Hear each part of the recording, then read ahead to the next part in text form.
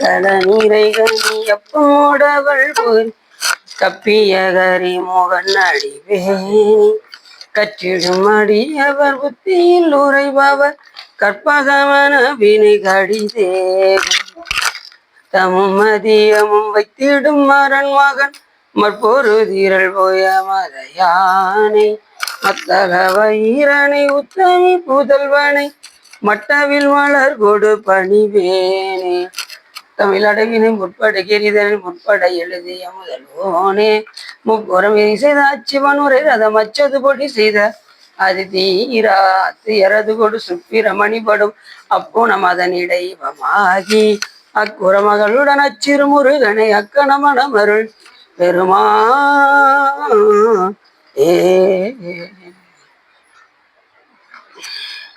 எந்தாயும் எனக்கருள் தந்தையும் நீ சிந்தா குலமானவை தீத்தனையாள் கந்தா கதிர்வேலவனே உமையாள் மைந்தா குமரா மறைநாயகனே ஒளிர்கோன் வெப்பொழித்த புகழியர்கோன் கடல் போற்றி ஆளிவிசை கல்வி தப்பில் அணிந்த வீரான் அடி போற்றி வாலி திருநாவலூர் வண்டந்தர் பதம் போற்றி ஓலிவழி திருவாதவரர் திருத்தாள் போற்றி. எல்லாம் வல்ல சிவகாமிபாளுடன் ஆகிய வள்ளல் வைத்தியநாத சுவாமி பெரும் கருணை நாடும் எல்லாம் வல்ல சிவகாமிபாளுடன் ஆகிய சகஸ்லிங்க சிவபெருமானுடைய கருணை நாடும் நாம் இன்று திரு வாதவழியர் புராணத்திலே மந்திரி சருக்கம் பற்றி பேசுவதற்கு திருவருளும் குருவருளும் அடியார்களும் கூட்டியுள்ளது. மாணிக்கவாச பெருமான் ஒவ்வொரு நிலையிலும் பெருமான் தன்னை ஆட்கொள்ள மாட்டாரா என்கின்ற அந்த ஏக்கத்தோடு குருவருள் நமக்கு கிடைக்காதா என்கின்ற அந்த ஏக்கத்தோடு இருந்தார். தக்க நேரத்துல சிவபெருமான் அவரை திருப்பரந்தையரில் ஆட்கொண்டார். அவர் வாழ்கின்ற நேரத்தில் எல்லாம் எப்படி இருந்தார் என்று சொன்னால், யானேதும் பிறப்பஞ்சேன் இறப்பதனுக்கு என்கடவேன் வானேயும் வெல்வேண்டேன் மண்ணாழ்வார் மதித்தும் இரேன் தேனேயும் மலர்கொண்டை சிவனே எம் பெருமானே எம்மானே உன் அருள் பெருநாள் என்னால் என்றென்றே வருந்துவனே என்று மாணிக்கவாச பெருமான் ஒவ்வொரு நிலையிலையும் அப்படி இருந்தார். பெருமானே எனக்கு வேற எதுக்கும் எனக்கு வருத்தம்லாம் கிடையாது, எனக்கு ஒன்னே ஒண்ணுக்கு தான் வருத்தம், உன் அருள் எப்ப கிடைக்கும் எனக்கு அந்த ஒரு இதுக்கு தான் எனக்கு வருத்தம் அப்படின்னு. நம்ம மற்ற எல்லாத்துக்கும் வருத்தப்பட்டுக்கிட்டு இருப்போம், இந்த உலகத்துல மற்றதெல்லாம் நினைச்சு வருத்தப்பட்டுக்கிட்டு இருப்போம். ஆனா சிவபெருமானுடைய அருள் எனக்கு கிடைக்காதான்னு யாராவது ஏங்குறாங்களா? அங்க ஒண்ணுலதான் நம்ம மைனஸ் செய்யறோம். அப்படி பல இடங்கள்ல மாணிக்கவாச பெருமான் தன்னை ரொம்ப வியக்கிறார். ரெண்டாவது, நம்ம எப்படி நம்மளெல்லாம் அடியாராக சிவபெருமான் ஏற்றுக்கொண்டார், இதெல்லாம் நடக்கிற காரியம் தானா? நம்ம ஒண்ணுமே செய்யலையே. ஆடுகின்றலை கூத்துடையான் கடற்கு அன்பிலை பாடுகின்றலை பதைப்பதும் செய்கிலை பனிமலர் சூடுகின்றதில்லை சூட்டுகின்றதும் இல்லை. இப்படி ஒரு பணியும் செய்யாம இருந்து என்னை சிவபெருமான் ஆட்கொண்டாரே, அந்த திறத்தை நான் இவ்வாறு சொல்ல, நான் ரொம்ப கடைப்பட்டவனாச்சே, எப்படி என்னை சிவபெருமான் ஆட்கொண்டார். கடையனேனையும் கருணையினால் கலந்து ஆண்டு கொண்ட விடையவனே விட்டு உறுதி கண்டார் விரல் வேங்கையின் தோல் உடையவனே மன்னும் உத்தர கோஷம் மங்கைக்கு அரசே சடையவனே தளர்ந்தேன் எம்பிரான் என்னை தாங்கிக் கொள்ளே என்று மாணிக்கவாச பெருமான் பல இடங்களை வைக்கும். அப்படி சென்ற முறை அந்த நூல்களுடைய பயன் எல்லாத்தையும் சொன்னோம். இந்த புராணத்தை கேட்டா அவ்வளவு சிறப்பு அப்படின்னு நம்ம சொன்னோம். அதே போல இன்னைக்கு மந்திரி சருக்கம் வந்திருக்கும். மந்திரி சருக்கத்துல சொல்லும் போது இந்த நூல்களுடைய ஆசிரியர் யாரு? கடவுள் மாமுனிவர் என்பதை மறந்துடக்கூடாது. இந்த திருவாத ஊரடிகள் புராணத்தை கடவுள் மாமுனிவர் என்பவர் இயற்றியிருக்கின்றார். இது யாரோட நண்பர்? கச்சியப்ப முனிவருடைய நண்பர். அந்த விநாயகர் புராணத்தையும் காஞ்சி புராணத்தையும் இயற்றிய கச்சியப்ப முனிவருடைய நண்பர். கச்சியப்ப சிவாச்சாரியார் வேற, கச்சியப்ப முனிவர் வேற. கச்சியப்ப சிவாச்சாரியார் கந்த புராணத்தை இயற்றினார், கச்சியப்ப முனிவர் விநாயகர் புராணத்தை இயற்றினார். அவருடைய நண்பராக திகழ்ந்த கடவுள் மாமுனிவர் எதை இயற்றினார்? திருவாத ஊரடிகள் புராணத்தை இயற்றினார். அப்படி ரொம்ப நாள் அவர் வயிற்று வலி இருந்தது. உடனே இந்த புராணத்தை இயற்றினார், அவருக்கு வயிற்று வலி தீர்ந்துச்சு. அப்படிப்பட்டதெல்லாம் இந்த சென்ற புறம் நம்ம பார்த்தோம். அப்படி இன்னைக்கு நம்ம மந்திரி சருக்கத்தை பத்தி பார்க்க போறோம். இப்ப ஒரு அரசருக்கு நல்ல மந்திரி அமையணும்.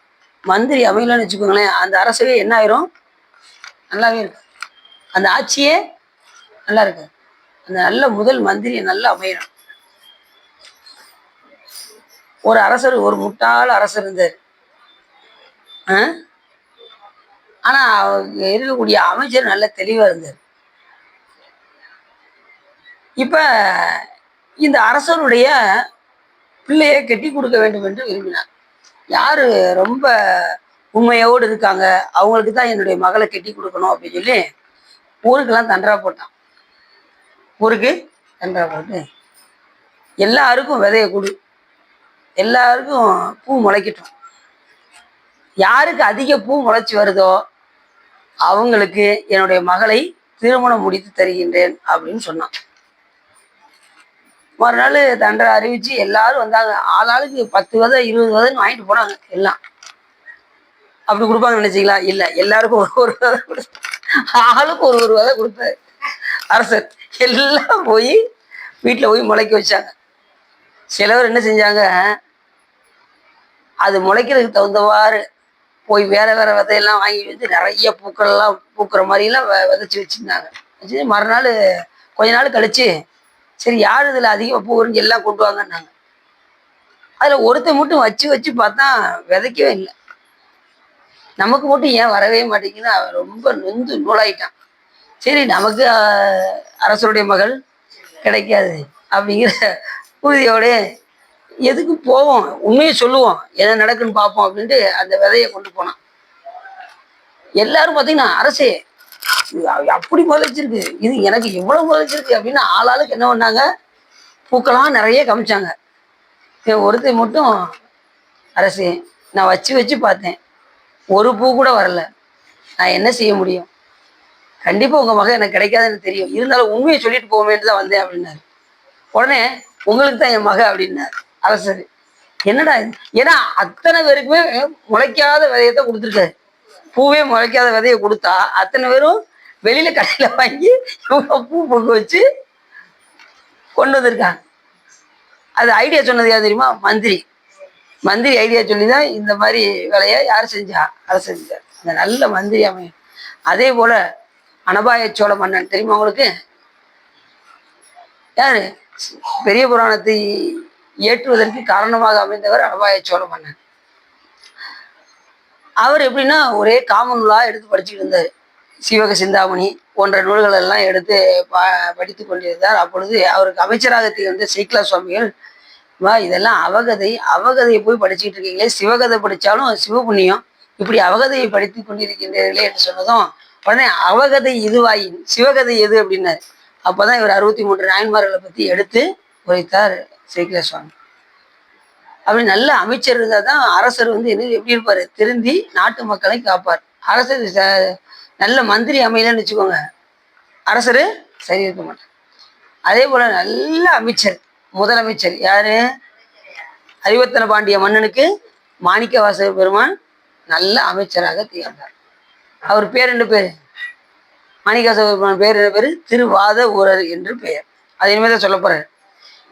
இந்த மந்திரி சகத்துல சொல்லும் போது, முக்கன் ஒரு 4 புய வைத்து 5 முக முன்னோன் சொக்கன் அருள் நன்மை பெரு தொன்மை திகழ் நன்னாடு கடுவிடத்தை அரண் அருள்வதென்றே மைக்கடலில் வைகளொளி வைகை வளநாடு என்று முதல் பாட்டுல சொல்றாரு.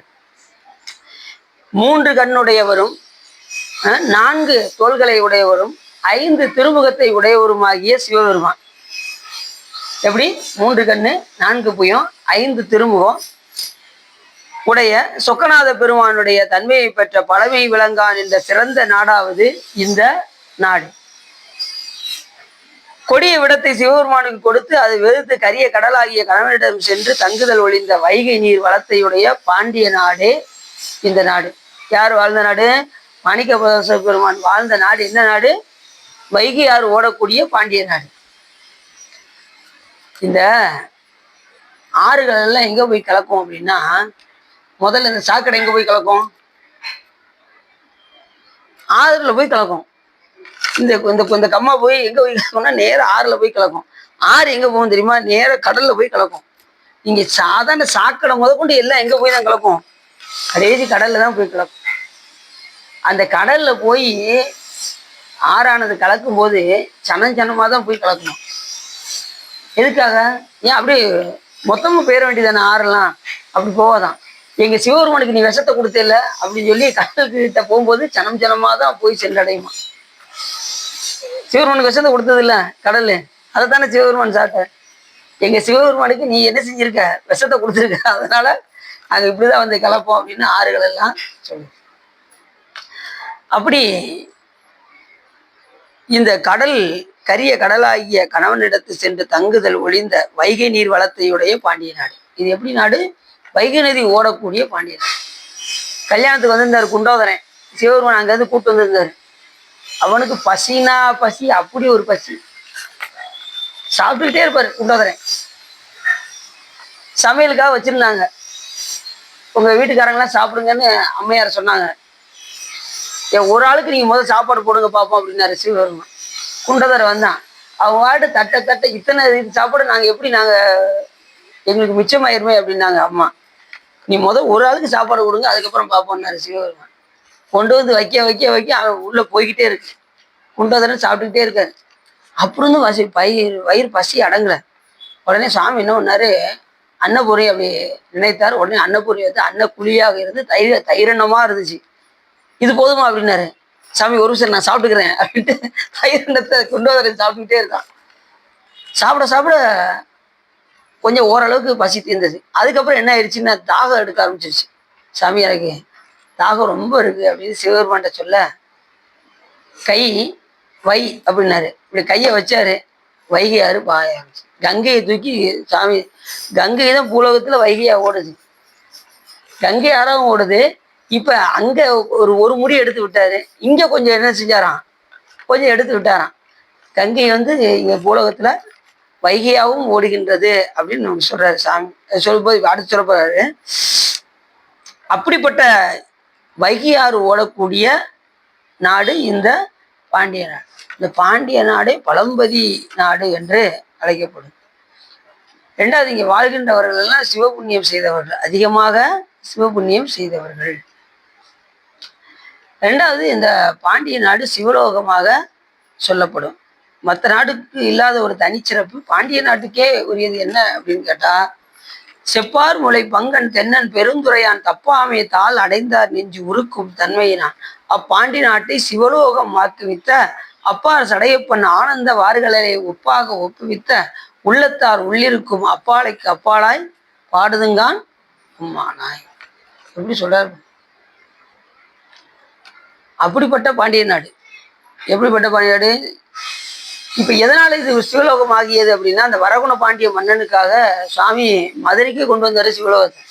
ஏன்னா அந்த மன்னனுடைய அன்பு அந்த அளவுக்கு. தவளை யாராருக்கு சவுண்டு கேட்டுதுன்னா, அரகர நாமம் சொல்லுது அப்படின்னு சொல்லி பொண்ணு மணியை எடுத்து குளத்துல தூக்கி போடுவான். இப்ப நம்ம ₹1 நீங்க குளத்துல தூக்கி போடுங்க பார்ப்போம். ₹1 அப்படிமா. அவர் பொண்ணு மணி எடுத்து தூங்கினாராம். நிறையெல்லாம் ஊழையிட்டதெல்லாம் சிவசிவான்னு சொல்லுதுன்னு சொல்லி நிறையெல்லாம் பிடிச்சிட்டு வர சொல்லி காவலர்களை அதுக்கப்புறம் புத்தாடை அனுப்பிச்சாராம். அப்ப எவ்வளவு அன்பு பாருங்க. அந்த காலத்துலலாம் திருமணம் முடிச்சாங்கன்னு வச்சுக்கோங்களேன், மனைவி எப்போ பார்ப்பாங்கன்னா அந்த முதலிரவு அப்பதான் பார்ப்பாங்க. இவர் கல்யாணம் முடிச்சுட்டு முதலிரவு அப்ப முகத்தை பார்க்குறாரு. ரொம்ப அழகா இருக்கு அந்த பொண்ணு. அழகா இருக்கிற பொருளை சிவபெருமானுக்குல அப்படின்னு சொல்லி அந்த பொண்ணை தரதரன்னு இழுத்து கூப்பிட்டு வந்தாரு கோயிலுக்கு. திருவிடை மருதூர் அந்த நேரத்தில் அவர் திருமணம் முடிக்கும் போது திருவிடை மருதூர்ல இருந்தார். அந்த பெருமானுக்கு முன்னாடி போய் இப்படி நிப்பாட்டிட்டு, சாமி அழகான பொருள் உனக்கு தான் அப்படின்னு சொல்லிட்டு இப்படி திரும்பினார்ல. அந்த பெண்ணு உள்ள போய் இந்த கையை மட்டும் இப்படி வெளியில நீட்டிக்கிட்டு இருந்தது. சிவலிங்கத்துக்கு உள்ள போயிடுச்சு அந்த பொண்ணு. வெளியில மட்டும் இப்படி கை நீட்டிக்கிட்டு இருந்ததா.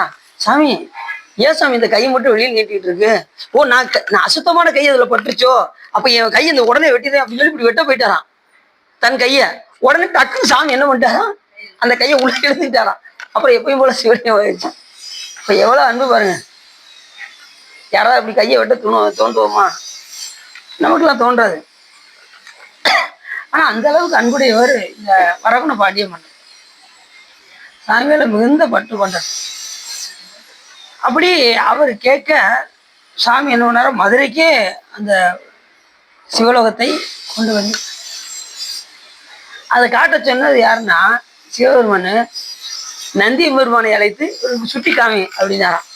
அவர் தான் வரகுண பாண்டி வரணும்னா அப்படியே சிவலோகத்துல ஒவ்வொரு இடமா சரியாளர் வீதி, கெரியாளர் வீதி, யோகியர் வீதி, ஞானியர் வீதி, ஆறுலாம் பொன்னாறு ஓடுமா, பொண்ணுலே ஆறு ஓடுமா சிவலோகத்துல. இங்க நம்ம தண்ணியில ஆறு பார்க்கறது பெரிய விஷயமா இருக்கு. இங்க அடிக்கிற வெயில்ல தண்ணியே இப்ப காணும், அந்த அளவுக்கு ஆகிப்போச்சு. அப்படி பொன்னாறு ஓடும்னு எல்லாம் சொல்லுது. சிவலோகத்துல எண்ணில்லாத சிறப்புகள்லாம் இருக்கு. எத்தனை பேர் போனாலும் சிவலோகம் விரிஞ்சுக்கிட்டே போகும். இப்ப இந்த இடத்துல கூட ஒரு 50 பேர் வந்தாங்கன்னா என்ன ஆயிரும், இந்த இடம் சுருங்கிரும்.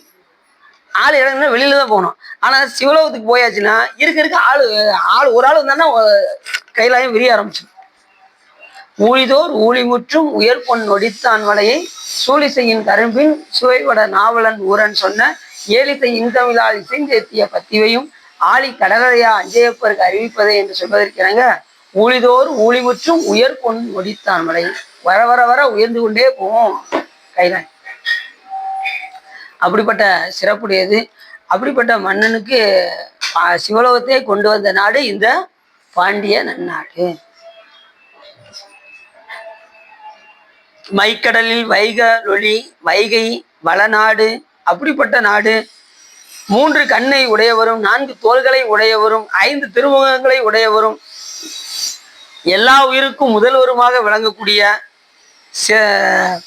சொக்கநாத சுவாமியுடைய அருள் தன்மை பெற்ற பழமை மாறாத நாடு என்ன நாடுனா இந்த பாண்டிய நாடு. பாண்டிய நாடே பழம்பதி நாடு. ஆரம்பத்துல இருந்து தொன்மை நாடுன்னே பேரு. ஏன்னா சொக்கநாத பெருமான் அங்க எப்படி இருக்காரு, மூலமாய் எங்கும் முளைத்தலிங்கம் ஆளவாய் சொக்கலிங்கமாக இருக்கின்ற காரணத்தினால் அது பழம்பதி நாடாக வந்து.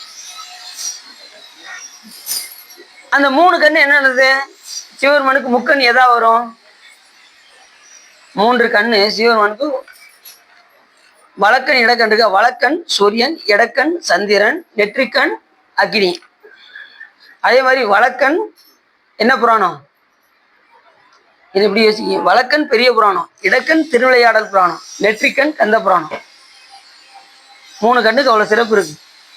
முக்கண் பெருமான் சிவபெருமான். ஒன்றும் போத நாயனை உய்ய கொண்ட நின் கருணை இன்றே இன்றி பெய்தோதான் ஏழை பங்கா என்கோவே குன்றே அணைய குற்றங்கள் குணமாம் என்றே நீ கொண்டால் என் தான் கெட்டது இறங்கிடாய் எந்தோல் முக்கண் எம்மானே. எந்தோல் முக்கண் எம்மான். இந்த 3 கண்ணுடைய பெருமான் யாருன்னா சிவபெருமான் ஒருத்தர் தான். வேற யாருக்குமே என்ன கண்ணு கிடையாது, 3 கண்ணு கிடையவே கிடையாது. முக்கட் பெருமான் சிவபெருமான் தான். அப்படி சொல்லி இந்த பாட்டை அழகா சொல்லி முடிக்கிறாரு முதல் இடத்துல. 2வது பாட்டு சொல்றாரு, நீண்ட கைலைக்கு இறை நிகழ் அவர் அருளாலே பூண்ட முனி மெய் தமிழ் புகன்ற திருநாடு. இந்த பாண்டிய நாடு எப்படிப்பட்ட திருநாடு, சிவபெருமான் கைலையிலிருந்து வந்து அருளாலே பூண்ட மெய் தமிழ் புகன்ற திருநாடு. பூண்ட பகை செற்று உலக முற்றுமாம் சாலும் பாண்டியன் நலங்குளவு பாண்டிய நாடு. எப்படி சொல்றாருன்னா, நெடிய கைலாயமலைக்கு தலைவராகிய ஸ்ரீகண்ட பரமேஸ்வரர். கைலாயமலைக்கு யாரு தலைவர், ஸ்ரீகண்ட பரமேஸ்வரர். ஏற்கனவே சொல்லியிருக்கேன் உங்ககிட்ட. இந்த ஸ்ரீகண்ட பரமேஸ்வரர் புலித்தோல் அணிந்து இந்த தவமன்ன மாதிரி கோலத்துல இருப்பார். அவர் யாருன்னா நம்ம உயிர்களுக்கெல்லாம் தந்தையாக விளங்கக்கூடியவர் ஸ்ரீகண்ட பரமேஸ்வரர். அவருக்கு மேல அனந்த தேவர், அவருக்கு மேல சதாசிவமூர்த்தி சிவலிங்கம் தான். அதுக்கு மேலதான் சுத்த சிவம். இன்ன தன்மை நின்று அறிவொன்னா எம்மானை எளிவந்த பிரானை அன்னம் வைகும் வயற்பலனத்தனி ஆரூர் ஆணை மறக்கலுமாமே என்று சொல்வதற்காங்க. அப்படி சுத்த சிவம் எல்லாத்துக்கும் மேல இருப்பார். இந்த 64 திருவிளையாடலை நிகழ்த்தியவர் ஸ்ரீகண்ட பரமேஸ்வரர். அதே மாதிரி நம்ம திருக்கோயில்ல 24 திருவிளையாடலை நிகழ்த்தியவர் ஸ்ரீகண்ட பரமேஸ்வரர். அவர் எங்க இருக்காரு, கைலாயமலையில இருக்கு. அங்கிருந்து ஆட்சி செய்கின்றார். நமக்கு 24 தத்துவம் கட்டாயிடுச்சுன்னா நேரம் எங்க போவோம்னா அந்த ஸ்ரீ கைலாயத்துக்கு தான் போவோம். அது பேர் ஸ்ரீ கைலாயம் பேரு. அதுக்கு மேல மேரு கைலாயம்லாம் இருக்கு. ஸ்ரீ கைலாயத்துலதான் சுவாமி ஸ்ரீகண்ட பரமேஸ்வரராக அங்கே இருக்கின்றார். அதுக்கு மேல அனந்த தேவர் வந்து 7 தத்துவத்தை கட் பண்ணக்கூடிய அனந்த வித்தியேஸ்வரர்கள்ல ஒருவராக இருக்கக்கூடியவர் தான் இந்த அனந்த தேவர் என்று பெயர். அதுக்கு மேல சுத்த தத்துவம், அதுக்கு மேல சுவாமி. கைலைக்கு தலைவராகிய ஸ்ரீகண்ட பரமேஸ்வரர் அருளோடு உபதேசிக்க அதனை பெற்றுக்கொண்ட அகத்தியமா முனிவராவர். அவர்கிட்ட சிவபெருமான்ட்ட இருந்து அருளை உபதேசம் யாருக்கு பண்ணாரு, இந்த குருமுனியாக வழங்கக்கூடிய அகத்திய முனிவருக்கு உபதேசம் செய்தார். எங்க மதுரையில. மெய்மையாகிய தமிழை தன் மாணாக்கருக்கு கற்பித்த நாடு சிவபெருமான். தமிழை கற்பித்த நாடு இந்த பாண்டியன் நாடு. சாமி முதல்ல முத்தமிழ் சங்கம் வளர்த்த நாடு இந்த பாண்டியன் நாடு. அதுல முதல் சங்க தலைவராக இருந்தவர் சிவபெருமான், இடைச்சங்க கால தலைவராக இருந்தவர் முருகப்பெருமான், கடைச்சங்க காலத்தில் தலைவராக இருந்தவர் அகத்திய மாமுனிவர். எப்படி ஒவ்வொரு காலத்துக்கும் இப்படி இருந்துதான் வளர்த்துருக்காங்க. முதல் சங்க காலத்துல எத்தனை புலவர்கள் இருந்தாங்க தெரியுமா உங்களுக்கு? யாராவது சொல்லுங்க பாப்போம். முதல் சங்க காலத்துல இன்னைக்கு நல்லா பாருங்க, இது எத்தனை ஆச்சு? அது பக்கத்துல இன்னொரு நாளை போட்டுக்கோங்க. 4 பக்கத்துல 4 போட்டா 8, 4 பக்கத்துல இன்னொரு நாளை போட்டா 44, அதுக்கு பக்கத்துல இன்னொரு நாளை போடுங்க 444, அது பக்கத்துல ஒரு 9 போடுங்க. எத்தனை? 4449 புலவர் இருந்தாங்க. சிவபெருமான் இருக்கும்போது அந்த சங்கத்துல எத்தனை புலவர் இருந்தாங்க? 4440. இடைச்சங்க காலத்துல முருகப்பெருமான் ஆட்சி செய்யும் போது அதுல ஒரு நாளை எடுத்துருங்க. எத்தனை ஆச்சு? 449 புலவர் இருந்தாங்க. அகத்திய மாமுனிவர் ஆட்சி செய்யும் போது அந்த சங்கத்தை வளர்க்கும் போது அதுல ஒரு நாள் எடுத்துருங்க, வெறும் 49 புலவர் தான். அவங்கதான் பொய்யடிமை இல்லாத புலவர்க்கும் அடியே. யார் சொல்றான்? சுந்தரசாமி பாடல் பாடுறாரா? அவங்களாம் தொகையடியாரு. அவங்கதான் பொய்யடிமை இல்லாத புலவர்கள். கடைசி 49 புலவர்கள் சொல்றாங்க பாருங்க, அவங்கதான் பொய்யடி.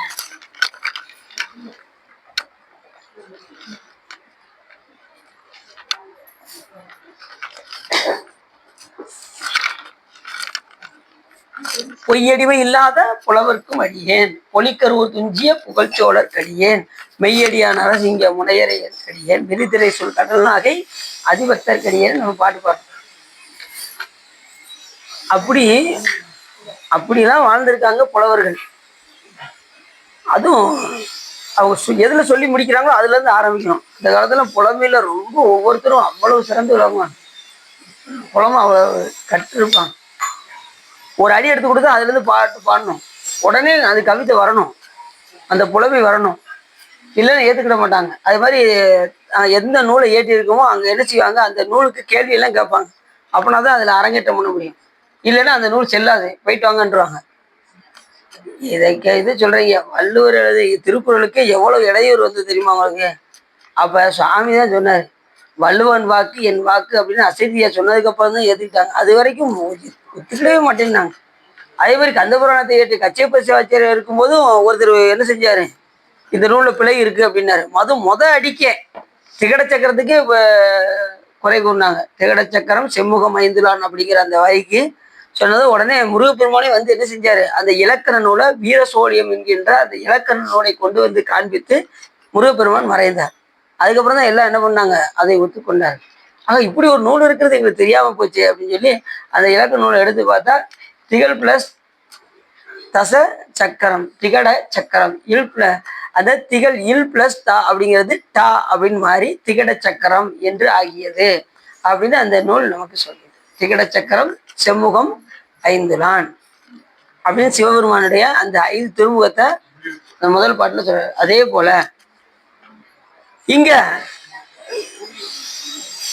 அதனை பெற்று கொண்ட அகத்திய மாமுனிவர் மெய்மையாகிய தமிழை தன் மாணாக்கருக்கு கற்பித்த நாடு, மூண்டு வந்த பகைவரை கொன்று உலகம் முழுவதையும் அரசு செய்கின்ற பாண்டியனது நன்மை விளங்கான் என்ற பாண்டிய நாடு. உலகம் முழுவதையும் அரசு செய்கின்ற மூண்டு வந்த பகைவரை கொன்று உலகம் முழுவதையும் அரசு செய்கின்ற பாண்டியனது தன்மை விளங்கான் நாடு. அப்படிப்பட்ட பாண்டிய நாடு எது? இந்த எத்தனையோ பாண்டிய மன்னர்களுக்கெல்லாம் பார்த்தீங்கன்னா இந்த 64 திருவிளையாடல சாமியே போய் அவர்களுக்கு வெற்றி பெறும்படி சுவாமி செஞ்சிருக்காரு. ஒரு சுந்தர சாமந்தன் ஒரு சேனாதிபதி இருந்தான். குலசேகர பாண்டியன் மன்னர் காலத்துல அவருக்கு ஒரு நல்ல ஒரு சேனாதிபதி இருந்தார். சுந்தர சாமந்தன் ஒரு சேனாதிபதி இருந்தார். இவர் என்ன பண்ணாரு, எதிர் நாட்டு சோழ நாட்டு மன்னர் என்ன பண்ணா, இவங்ககிட்ட படை பலம் வந்து ரொம்ப கம்மியா இருக்கு, போய் போரிட்டு பாண்டிய நாடை வெற்றி பெற செய்யலாம் அப்படின்னு நினைச்சான். உடனே இப்ப எதிரி நாட்டு சோழ நாட்டுக்காரங்க வந்து படையெடுக்க வந்துட்டாங்களே, இப்ப என்ன செய்யறது, அதுக்கு படை வீரர்கள் வேணுமே அப்படின்னு சொல்லி சேனாதிபதிட்ட பொன் பொருள்லாம் கொடுத்தார். யாரு? குலசேகர பாண்டியன் கொடுத்தார். குலப்பூடன பாண்டியன். இவர் என்ன பண்ணாரு, வாங்கின ரூபாய் பூரா எடுத்து சிவத்துண்டா பண்ணிக்கிட்டே இருந்தார். இவர் படை வீரர் ஒண்ணுமே செய்யலை. படை வீரர்கள்லாம் போய் திரட்டுற ஒரு ஆட்டு வந்த பொருள் எல்லாம் போய் சிவத்தொண்டு செஞ்சுக்கிட்டே இருந்தாரு. திடீர்னு மன்னர் என்ன ஆச்சுன்னு கேட்டாரு. உடனே அடுத்த நிமிஷம் சாமிகிட்ட சொக்கநாத பெருமான்ட்ட போய் முன்னாடி இருந்தாரு. பெருமானே நான் என்ன செய்வேன் அப்படின்னு. நீ உன்னுடைய கவலை ஒளிவாயாக, நாளைக்கு படை வீரர்கள் இருப்பாங்க, நீ கவலைப்படாது, போயிட்டு வா அப்படின்னாரு. மறுநாள் பார்த்தா அரசர் வந்தாரு. அப்ப சிவபெருமானே வந்து அந்த சேவனாக வந்து ஒவ்வொருத்தரையும் அப்படி சுட்டி காமிச்சார். மெய்காட்டிட்ட படலத்துல வரும். சிவபெருமானே வந்து அத்தனை படை வீரர்களையும் அப்படி காமிச்சாராம். என்ன காரணம்? அந்த சேனாதிபதியுடைய அன்புக்காக சிவபெருமான் ஒருவனாக வந்து அத்தனை படை வீரர்களையும் சாமி காமிச்சாராம். இல்லைன்னா காமிக்க முடியுமா? சொல்லுங்க பாப்போம். அப்ப எவ்வளவு பெரிய சிறப்பு பாருங்க.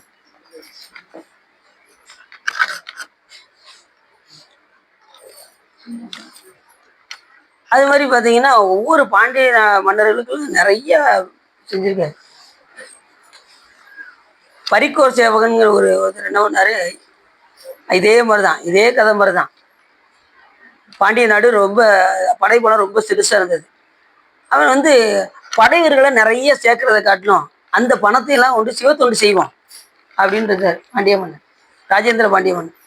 அவர் இருக்கிற பொன்பொருள்லாம் வர்றது அந்த வரி பணத்தெல்லாம் எடுத்து சிவத்தொண்டா கோயில்களுக்கும் அடியார்களுக்கும் செலவிட்டுக்கிட்டே இருந்தாரு. இந்த செய்தியை எதிரியாக இருக்கக்கூடிய சோழ மன்னன், இது பரிக்கோர் சேவகன் பேரு, அவன் ஒருவன் போதுமா. இந்த பரிக்கோர் சேவகன் ஒருவன் 1000 வீரருக்கு சமமா. 1000 வீரர் ஒரே நிமிஷத்துல வீழ்த்தக்கூடிய வலிமையுடையவன் இந்த பரிக்கோர் சேவகன். அப்படி வந்து பாண்டிய நாட்டுக்கு வழியில வந்து நிற்கான் போர் தொடுப்பதற்கு. இவர் சொக்கநாத பெருமானை போய் வழிபாடு செய்கிறார். யாரு? இந்த ராஜேந்திர பாண்டியவன். சாமி இப்படி இருக்கே, நான் என்ன செய்வேன் ஏற்று செய்வேன்னு சொன்னதும் உடனே இவனுடைய கவலை ஒளி நான் பார்த்துக்கிறேன் அப்படின்னு சொல்லி சிவபெருமான் என்ன பண்ணாரோ அவரே வந்து சேவகனாக வந்து, அது ஒரு வேடுவனாக வந்து அவருக்கு முன்னாடி போய் நின்று, பரிக்கோ சேவனுக்கு முன்னாடி வந்து நின்று உடனே அவர் கூட எதிர்த்து சண்டை போட்டு அவன் பின்னாடியே வருமாறு செய்து இவனை துரத்தி வர சிவபெருமான் வேடுவனாக முன்னாடி போக இவர் பின்னாடி வந்து சாமி ஒரு மடுவுல போய் அப்படி உள்ள விழுகிற மாதிரி விழுந்தாராம். விழுந்து உள்ள போய் சாமி மறந்துட்டாரு. இவன் உள்ள போய் மாட்டிக்கிட்டான். மாட்டி இறந்து போயிட்டான். யாரு? அந்த பரிக்கோர் சேவகன். பாண்டிய மன்னன் வெற்றி ஆயிட்டான். எப்படிதான் சிறப்பாரு. இப்ப இந்த கதையில வந்து பாத்தீங்கன்னா சுந்தர சாமந்தன் கதையில வந்து இவர் படை வீரரை சாமி காமிச்சாரா, காமிச்சுக்கிட்டு இருக்கும் போதே எதிர்நாட்டு அரசன் புலியால் கொல்லப்பட்டான்ங்கிற செய்தி வந்ததும் இந்த செய்தியை குலசேகர பாண்டிய மன்னன் தெரிந்து கொண்டு, ஆகா இவர் சிவப்பணியை நிறைய செய்யறாரு அப்படின்னு சொல்லி இருக்கிற பொன்பொருளை எல்லாம் கொடுத்து நீங்க இன்னும் நல்லா சிவத்தொண்டு செய்யுங்கன்னு சொன்னாராம். எப்படி பாருங்க. அப்ப நம்மளுடைய பொருளை எல்லாம் சிவத்தொண்டுக்கு பயன்படுத்தினால் நமக்கு வரக்கூடிய பிரச்சனைகளை யார் பார்த்துக்கிடுவாங்க? சிவபெருமான் பார்த்துக்குவாரு. அதில் கொஞ்சம் ரொம்ப கவனமா இருக்கணும். சாமி எந்த சூழ்நிலையிலையும் நம்ம தொண்டு செய்து கொண்டே இருந்தால் நம்மளுடைய பொறுப்பெல்லாம் யார் பார்த்துக்கிடுவா? சாமி கட்டாயம் பார்த்து. அதுல ஒரு சாமி உறுதியா இருக்காரு. ஆனா நீங்க உண்மையா இருக்கணும், அதுதான் ரொம்ப முக்கியம். உண்மையிலே அந்த உணர்வோடு இருந்தால் கண்டிப்பாக சாமி எந்த சூழ்நிலையும் சாமி வந்து உதவுவார். மாணிக்காச பெருமானுக்கு அப்படித்தானே, அவர் உண்மையான அன்போடு இருந்தாரு.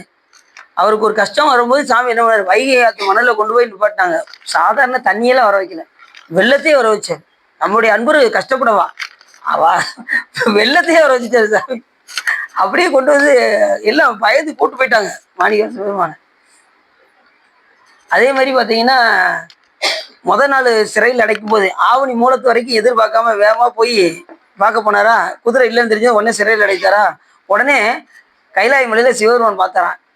ஒரு 700 பேரை செலக்ஷன் பண்ணாராம். சிவகணக்கு 700 பேர் எல்லாம் தயாரா இருங்க, நாளைக்கு நம்ம மூலத்துக்கு போனோம் அப்படின்னாராம் சிவபெருமான். 700 பேர் தயாரா இருந்தாங்களாம். அத்தனை சிவபூத கணக்கனையும் நேரம் இங்க கூட்டு வந்தாராம். கூட்டு வந்து காட்டுக்கு கூட்டு வந்துட்டாராம். காட்டுக்கு கூட்டு வந்து இந்த நரியெல்லாம் ரொம்ப நாளா கேட்டுக்கிட்டே இருக்கு, எங்களுக்கு ஏதாவது ஒரு அருள் செய்யுங்க அப்படின்னு சொல்லி கேட்டது. இந்த நரியை பூரா பரியாக்கிறோம் அப்படின்னு காட்டுல உள்ள நரியை முழுவதும் 700 நரியையும் பரியாகி அத்தனை பேருக்கும் ஒரு ஒரு குதிரையை கையில கொடுத்து இவர் தனியா ஒரு சேவகனா சிவபெருமான் போனாராம். அவர் ஒரு குதிரையை பிடிச்சிக்கிட்டு, அதான் குதிரை சேவகன் ஆகிய தன்மையும் அந்த கீர்த்தி திருவள்ளுவர் வருது. அங்க சொன்ன கதையெல்லாம் உங்களுக்கு சொல்லிக்கிட்டு இருக்கேன். அங்க வர அப்படி சாமி சிறப்பு பண்ணியிருக்காரு. யாருக்காக?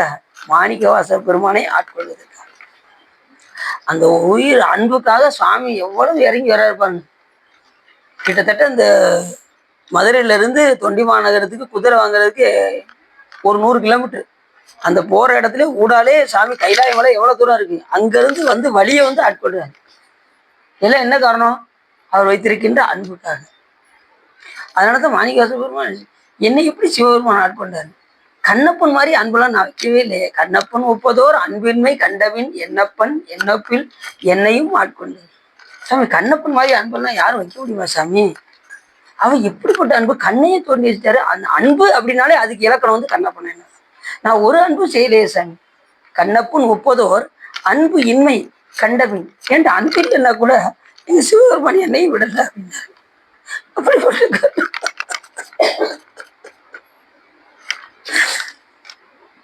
சிவபெருமான் என்ன கூட விடல. நான் ஒண்ணுமே செய்யல, ஒரு பணியும் செய்யல, யாருக்கும் உதவும் இல்லை. ஆடுகின்றலை கூத்துடையான் கலருக்கு அன்பிலை பாடுகின்றதை பதைப்பதும் செய்கின்றை சூடுகின்றதில்லை சூட்டுகின்றது ஒரு பணியும் செய்யல. ஆனாலும் சிவபெருமான் என்னையும் விடல அப்படின்னாரு. அதாவது நல்லா படிக்கிறவங்க எப்படினாலும் பாஸ் பண்ணிடுவாங்க, நல்லா படிக்காதவங்க தான் என்ன செய்யணும், பாஸ் பண்ண வைக்கணும். நான் நல்லா படிக்காதவன் என்ன சிவபெருமான் பாஸ் பண்றதுக்கு எவ்வளவு முயற்சி பண்றாரு அப்படிங்கிறாரு பாருங்க சாமி. அதான் காரணம், நம்மளை அந்த அளவுக்கு தகுதிப்படுத்துறாரு. இப்ப எத்தனையோ பேர்லாம் ஆட்கொள்றாரு அப்படின்னா அவங்களாம் பாஸ் ஆயிட்டாங்க. இப்ப 63 நாயன்மார்கள் வந்தாரு, டெஸ்ட் வச்சாரு, பாஸ் பண்ணி போயிட்டாங்க அவங்க. இப்ப நம்ம ஃபெயில் ஆயிட்டோம்னா இல்ல, நம்மளை வந்து படிக்க வைக்கிறாரு. இந்த பிறவில நம்மளை அதுக்கு தயார்படுத்துறாரு. அந்த அவர் வைக்கிற டெஸ்ட்ல பாஸ் பண்ணணும்ல, அதுக்கு நம்மளை தயார்படுத்தணும்ல. அப்ப படிச்சாதானே பாஸ் பண்ண முடியும், படிச்சாதானே தைரியமா என்ன செய்ய முடியும், போய் பரீட்சை எழுத முடியும். அந்த பரீட்சை வைக்கிறதுக்கு சாமி என்ன செய்யறாரு, நம்மளை தகுதிப்படுத்துகின்றார். அதுதான் அந்த பரீட்சைக்கு படிக்கிறதுக்காக தான் நம்ம இங்க வந்துருக்கோம். என்ன படிப்பு? சிவ நூல்களாக கற்க வேண்டும், கற்க வேண்டிய நூலை கற்கணும், எல்லாத்தையும் கற்கக்கூடாது. அதான் புண்ணிய நூல்கள் அல்லாத கல்விகளை கேட்டிடும் தீங்குகள்னாரு. சிவ நூல்களை தவிர வேற எதை கேட்டாலும் தீங்குன்ட்டாரு. முடிஞ்சு வச்சா பட்டினத்தார் அழகா சொல்றாரு, சொல்லால் வரும் குற்றம், சொன்ன சிவபெருமனை பத்தி தான் பேசணும், இல்லைன்னா வேற எதுவும் பேசக்கூடாது. சொல்லால் வரும் குற்றம், சிந்தனை செஞ்சா சிவபெருமனை தான் சிந்தனை செய்யணும். சிந்தனையால் வரும் தோஷம், பொல்லாத தீவினை, பார்வையில் பாவங்கள். ஒருத்தரை பார்த்தாலே என்ன ஆகும், காலைஞ்சு யாரையும் பார்த்தாலும் பாவம். அப்ப என்ன செய்யணும், எல்லாத்தையும் சிவமா பார்க்கணும். பார்வையில் பாவங்கள், புண்ணிய நூல் அல்லாத கல்விகளை கேட்டிடும் தீங்குகள். சிவநூலை தவிர வேற எந்த நூலை கற்றாலும் தீங்கு. யாவையும் பொறுத்தல்வாய் கட்சி ஏகம்பனை அப்படிங்கிறாரு பட்டினத்தார். எப்படி சொல்றாரு பாருங்க. அப்படி மாணிக்கவாசகர் பல இடத்துல வியக்குறாரு. சிவபெருமான் என்ன கூட ஒரு பொருட்டா மதித்து ஆட்கொண்டாரு அப்படின்னு அந்த திறத்தை நினைந்து வழிபாடு செய்யறாரு. அதுக்காக அந்த அன்புக்காக சிவபெருமான் என்ன செய்யறாரு, இறங்கி வர்றாரு. அது மாதிரி அந்த வந்தி கிழவிக்கு அந்த அன்புக்காக சொக்கநாதா சொக்கநாதான்னு உருக உருக உருக உருக சுவாமி வந்து வீட்டுக்கு முன்னாடி அது என்ன சொன்னாரு, கூலிக்கு வேலை வைத்துக் கொள்ள ஆள் உண்டா அப்படின்னு கேட்டார். உடனே சுவாமி வந்து வீட்டுக்கு முன்னாடி நிற்க சொக்கநாதான்னு சொல்ல, உடனே சுவாமி வந்து பணிசி முதலே கூலியை வாங்கி சாப்பிட்டுட்டு அதுக்கப்புறம் என்ன பண்ணாரு, வேலை செஞ்சு. ஏற்கனவே அந்த போன இதில் கூட சொல்லியிருப்போம்னு நினைக்கிறேன் அந்த பாட்டில். என்ன அதை சொல்லலையோ சே. இப்போ ஏற்கனவே இந்த பிட்டு திருவிழா வர்றது திங்கக்கிழமை, வர திங்கக்கிழமை தானே பிட்டு திருவிழா. யார் யாரெல்லாம் போகிறீங்க, அது இனிமே தாங்க நாங்கள் டிசைட் பண்ணணும் அப்படிங்கிறது. பிட்டு திருவிழா அழகாக மதுரையில் நடக்கும், நல்லா இருக்கும். பண் சுமந்த பாடல் பரிசு படைத்தருளும், பெண் சுமந்த பாகத்தன் பெம்மான் பெருந்துரையான், விண் சுமந்த கீர்த்தி வியன் மண்டலத்து ஈசன், மண் சுமந்து கூலி கொண்டு அக்கோவால் முத்துண்டு புன் சுமந்த பொன்மேனியனை பாடுதுங்கான் அம்மானாங்கிறாரு மாணிக்கவாசகர். எப்படி சொல்றாரு பாருங்க.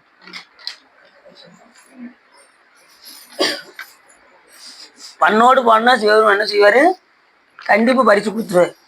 பரிசு படைத்தருளும், பெண் சுமந்த பாகத்தன் பெம்மான் பெருந்துரையான், இடப்பாகத்துல உமையம்மையை கொண்டார். விண் சுமந்த கீர்த்தி வியன் மண்டலத்து ஈசன், விண்லையும் சரி மண்லையும் சரி அவர் புகழ் நிலைத்து இருக்கும். சிவபெருமானுடைய புகழ். வியன் மண்டலத்து ஈசன், மண்டலம்னா இந்த மண்ணுலகம், விண்ணுன்னா விண்ணுலகம். இந்த ரெண்டுலையுமே சிவபெருமானுடைய புகழ், கீர்த்திங்கிறது சாமியுடைய புகழ் என்னைக்குமே குறைவாது. எத்தனை பிறவி எடுத்தாலும் சிவபெருமானுக்கு அவருடைய அன்பு, அவருடைய அருளுக்கு குறைவே இருக்கு, அவருடைய பெருமைக்கு குறைவே இருக்காது. அது குறைவில்லா நிறைவே கோதில்லா அமுதே யாரு, சிவபெருமான். அப்படி நிறைய நூல்கள் இருக்கு. அதை கற்கும் நூல்கள் பல, நம்ம கற்கக்கூடிய நாளோ வெகு வெகு சில. நம்ம சாகுற வரைக்கும் படிக்கலாம், சாகும் வரை கல்னு நூல் சொல்லுது, சாகுற வரைக்கும். அதுலேயும் இந்த லைப்ரரிக்கெல்லாம் போயிருக்கீங்களா, எல்லாரும் வந்து படிப்பாங்க, வயசான போது அதிகமாக வந்து படிப்பாங்க. இந்த இளவட்டங்கள் படிக்கிறாங்களோ இல்லையோ வயசானவங்க, ஏன்னா அவங்களுக்கு பொழுது போகணுமா, நேரம் எங்க போயிடுவாங்க, லைப்ரரியில போய் அவங்க பொழுது போகும். அதெல்லாம் பழைய காலங்க. இப்ப போன செல்போன் தாங்க. யாரும் அங்க லைப்ரரி ரொம்ப ஃப்ரீயா இருக்கு. யாரும் ஆளுங்க அப்படியே ஃப்ரீயா இருக்கா, வருதா கூட்டம். பசங்களுக்கு அவங்க குவிஸ் எடுக்கிறதுக்காக வராங்கன்னு சொல்றாங்க.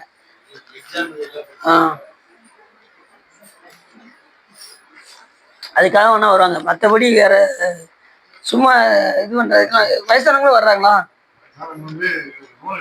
எடுத்துட்டு போறாங்க.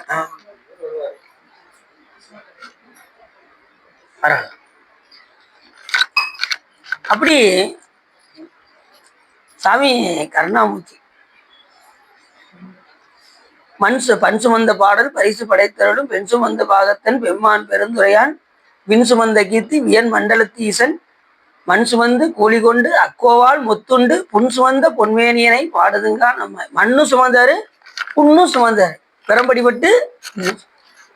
எவ்வளவு கருணாமூர்த்தி பாருங்க. எதுக்காக புன் சுமந்த? எல்லாமே மாணிக்கவாசருக்காக தான் செய்யறாரு சாமி. இத்தனை காரியத்தையும் மாணிக்கவாசர் பெருமான் ஒருவருக்காக செய்யறார்.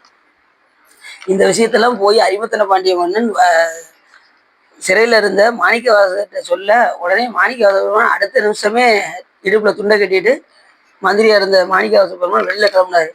அரிமர்த்தன பாண்டிய மன்னன், இந்த அரசியல்லாம் நீங்களாம் ஆள வேண்டும் அப்படின்னாரு. அப்பா, மந்திரியா இருந்ததே போதும், இதுல அரச வேற ஆளவா, பெரிய கும்பிடு போட்டு நீங்களே ஆளுங்க, அதுக்கு தகுதியுடையவர் நீங்க தான் அப்படின்னு சொல்லிட்டு அப்படியே கிளம்பி நேராக திருப்பரந்தரிக்கு வந்தாரு.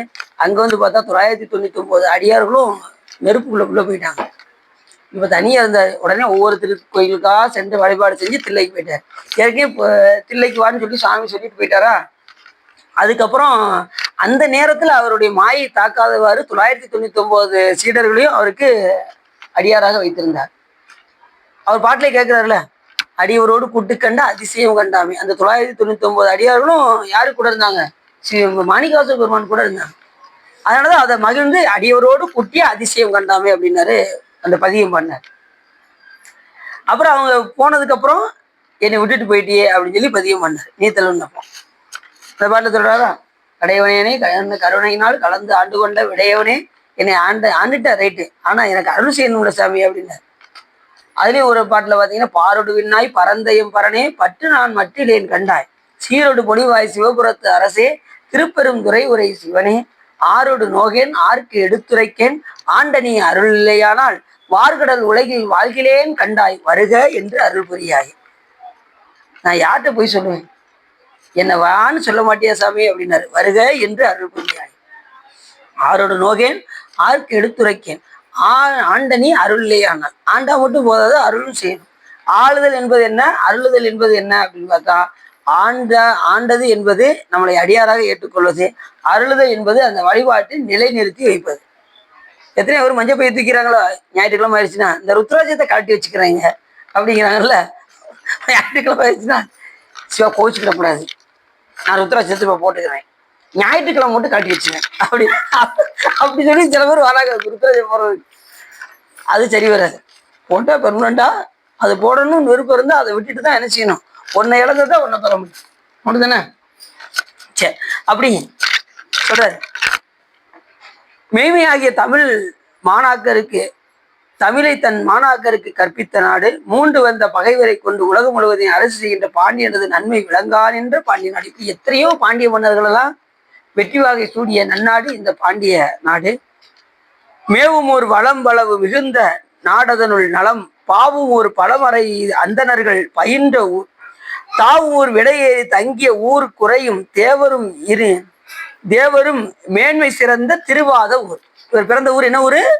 திருவாத ஊர். அதை சொல்லும்போது சொல்றாரு, பல வேதங்களை அறிந்த அந்தணர்கள் வசிக்கக்கூடிய ஊரான் எது? இந்த திருவாத ஊர். அங்க எந்த நேரம் வேதங்கள் ஓதிக்கிட்டே இருப்பாங்க அந்த திருவாத ஊர்ல. இப்ப நமக்கு கேட்கல, ஆனா இதுக்கு முன்னாடி அங்க வேதங்கள் எந்த நேரமும் ஓதிக்கிட்டே இருக்கிற அந்தணர்கள் வாழ்கின்ற ஊர் இந்த திருவாத ஊர். ரெண்டாவது, சனி பகவானுக்கு வாதம் நீங்கிய தலம் இந்த திருவாத ஊர். அதனால அதுக்கு வாத ஊர்னே பேரு. யாருக்கு நீங்கியது? சனி பகவானுக்கு இங்க அவர் வாதம் வந்ததுக்கு அப்புறம் அவர் இங்க அந்த சுவாமியை வழிபாடு செஞ்சதுக்கு அப்புறம் தான் அவருக்கு வாதமே நீங்குது. இடவூராகிய சிவபெருமான் இருக்க பெற்ற ஊரும் இங்க சாமி எப்படி இருக்காரு? பாண்டிய நாட்டுல சொக்கநாத பெருமானா இருக்காரு. இடப்பாகத்துல அம்பாளை கொண்டு எப்படி இருக்காரு, மீனாட்சி அம்மையாரை கொண்டு இங்கே விளங்கி தோன்றுகின்றார். மேலே வசிக்கும் தேவலோகத்திலும் சிறப்பு மிக்க திருவாத ஊரே ஆகும். தேவர்களுக்கும் சிறந்த ஊர் எதுன்னா அந்த திருவாத ஊரு அப்படின்னு சொல்றாரு. ரெண்டாவது பாத்தீங்கன்னா மதுரையில சாமி எப்படி இருக்காருன்னா, பாண்டிய நாட்டுல மண்ணு சிவன் யான் மொழி தரும் மாற்றம் பருவப்பொன் மூப்படி என பாவலருக்கு ஒருமையின் உரிமையின் உதவிய ஒளி திகழ்ங்கிற அந்த பாட்டை சொல்றாருல. அதுல முதல் என்ன பாட்டு வரி சொல்லுங்க பார்ப்போம். மதிமலி புரிசை மாடக்கூடல் பதிமிசை நிலவு பால் நீர வரி சிறகு அன்னம் பயில் பொழில் ஆளவாயில் மன்னிய சிவன் யான். மன்னியன்னா என்ன அர்த்தம்? நிலை பெற்று விளங்கக்கூடியன்னு அர்த்தம்.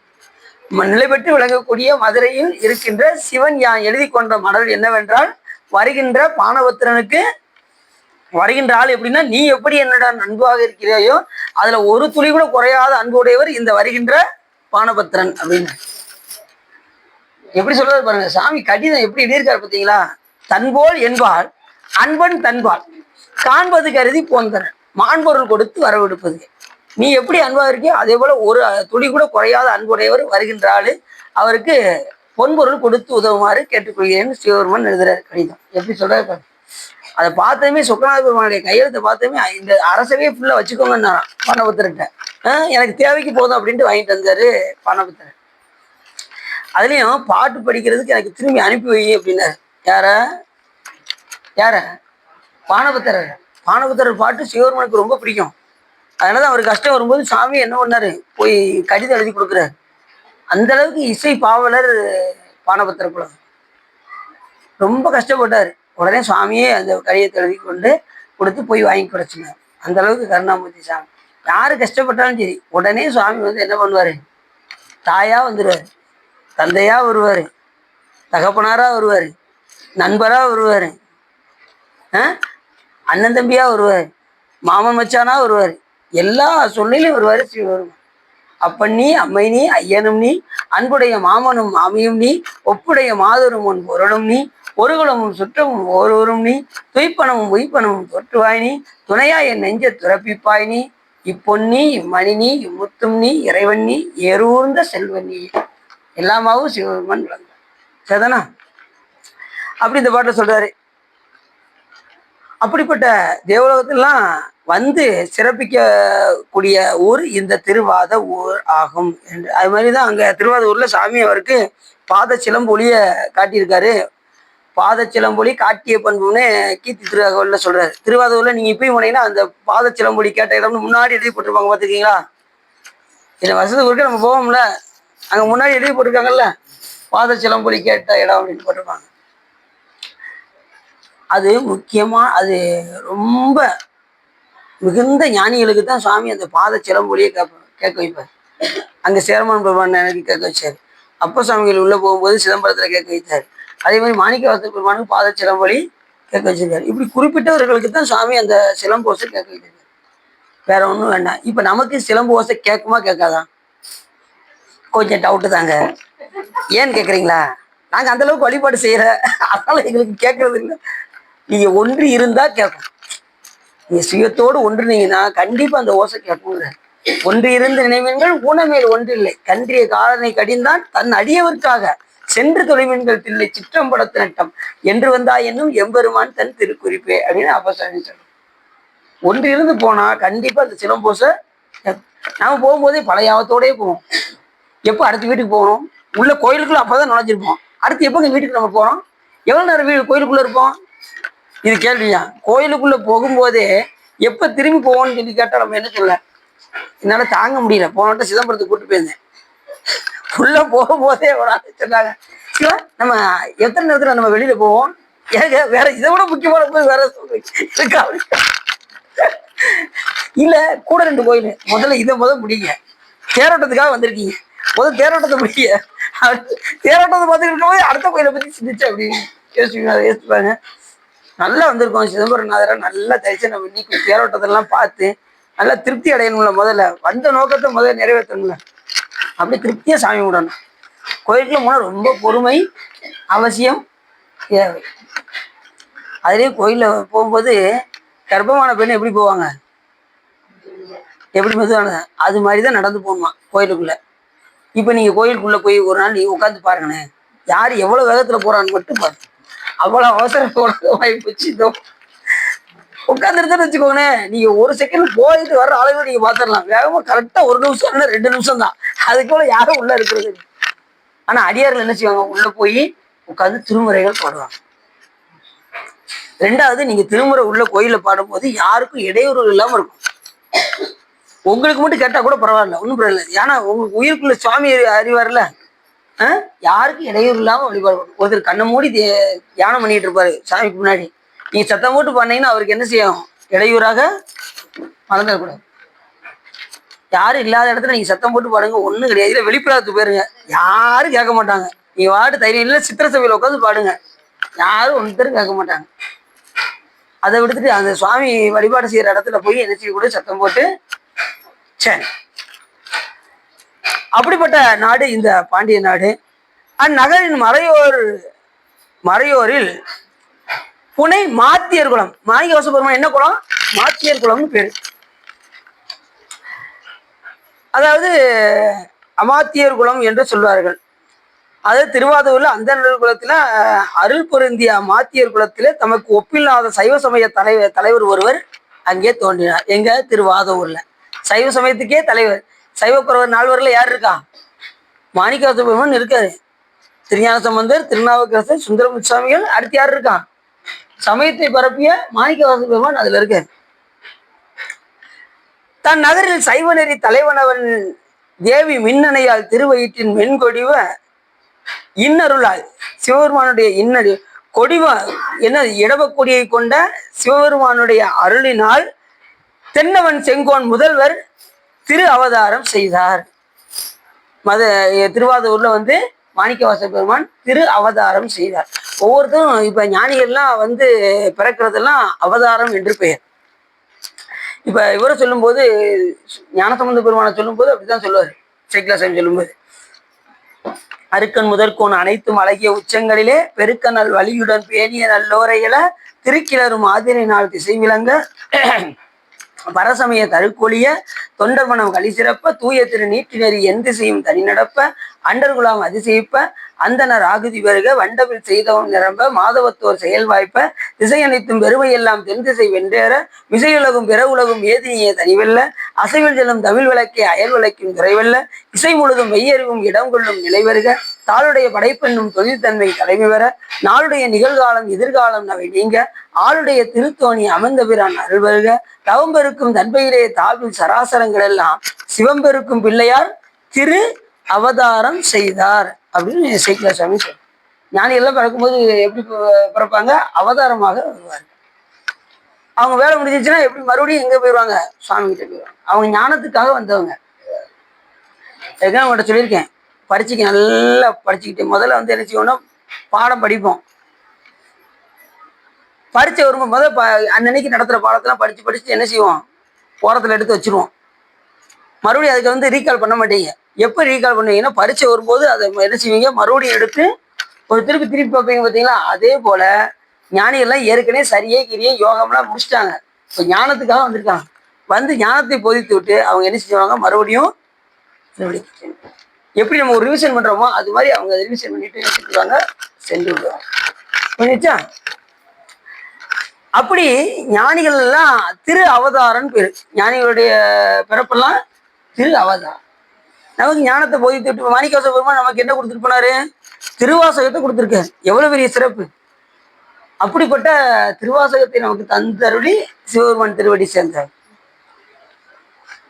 பொய்மையாமூ உலகில் மாய பொங்கு இருள் அகல பன்னோர் தம்மை யாழ் நரகில் தள்ளும் சமயத்தாரை கமல் எம்மை ஆளுடையான் அன்பர் இதய தாமரை எல்லாம் செம்மையாய் மலர ஞான தினகரர் உதயம் செய்தார். ஞான தினகரர் யாரு, ஞான சூரியன். தினகரன்னா சூரியன் அர்த்தம். ஞான சூரியன் மாணிக்கவாச பெருமான் அவதாரம் செய்தார். திருவாதவூரர் அவதாரம் செய்தார். எங்க அவதாரம் செஞ்சார், பொய்மையாகிய உலகின் கண் உள்ள அஞ்ஞானமாகிய இருளை நீக்குவதற்காகவும் எப்படி அங்க தொண்டர் மனம் கலிசிறப்ப தூய திரு நீட்டு நெறி என் திசையும் தனி நடப்ப அண்டர்குலாம் அதிசயிப்ப அந்தனர் ஆகுதி பெருக வண்டமிழ் செய்தவன் நிரம்ப மாதவத்தோர் செயல் வாய்ப்ப திசையனைத்தும் பெருமையெல்லாம் தென் திசை வென்றேற மிசையுலகும் பிறகுலகும் மேதினிய தனிவல்ல அசைவு செல்லும் தமிழ் வழக்கே அயல் வழக்கின் குறைவல்ல இசை முழுதும் மெய்யறிவும் இடம் கொள்ளும் நிலை பெருக தாளுடைய படைப்பெண்ணும் தொழிற்தன்மை தலைமை வரன்னு சொன்னமோ அதே போல மாணிக்கவாசக பெருமான் எதுக்காக அவதாரம் செஞ்சாரு? அதாவது அஞ்ஞானமாகிய இருளை நீக்கவும் அந்த காலத்தில் அகப்பட்டவர்களை ஆழ்ந்த நரகத்தில் இருந்து வீழ்ந்து எடுக்கவும் நரகத்தில் உள்ளவங்க மீண்டு எடுக்கிறதுக்காக யாரு அவதாரம் செஞ்சிருக்கா? திருவாதூராக இருக்கக்கூடிய மாணிக்கவாசக பெருமான் அவதாரம் செய்தார். ரெண்டாவது, இப்ப திருவாசகம் இல்லைன்னா நம்மளால உயிர் பெற முடியுமா? யோசிச்சு பாருங்க. எத்தனை பேர் இன்னைக்கு எல்லா திருவாசகம் முட்டுறது எங்க பார்த்தாலும் நடக்குது. எல்லா உயிர்வுக்குரிய வழியை தேட ஆரம்பிச்சிட்டாங்க. திருவாசகம் இல்லைன்னா நம்மளால என்ன செய்ய முடியாது, மேடேறவே முடியாது. இப்ப எத்தனையோ நூல்கள் இருந்தாலும் ஏன் திருவாசகம் மட்டும் முற்றுவதல் பண்றாங்க சொல்லுங்க பாப்போம். சொல்றாங்க சிவபெருமானே கைப்பட எழுதுனதுனால அது எங்க பார்த்தாலும் முற்றுவதல்.